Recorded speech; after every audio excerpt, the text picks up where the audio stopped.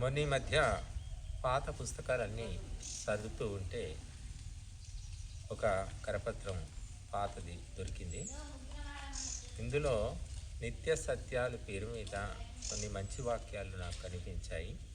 అవి మీకు వినిపించాలని అనిపించింది. వినండి. 100 కోట్లకు అధిపతివైన ఒక్క నిమిషం ఆయువు కొనలేవని తెలుసుకో. కోటి కోట్లకు వారసునివైన ఊపిరిపోగానే ఊరి బయట పడేస్తారని తెలుసుకో. లక్షాధికారివైన భిక్షాధికారివైన శ్మశానంలో ఇద్దరూ సమానమేనని తెలుసుకో. 100 మంది డాక్టర్లు నీ వెంట ఉన్న నీ పరలోక ప్రయాణం ఆపలేరని తెలుసుకో. ప్రపంచమంతటికి అధిపతివైన నీ ఆయువుకు అధిపతి కాలేవు అని తెలుసుకో.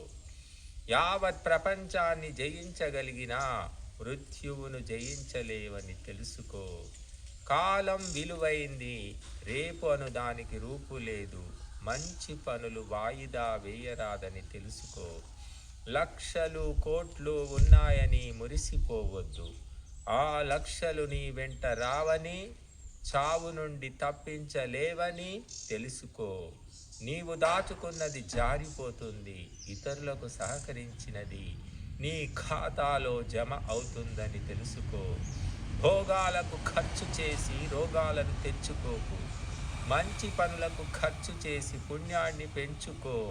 ఆ పుణ్యమే నీ రాతను నిర్ణయిస్తుందని తెలుసుకో.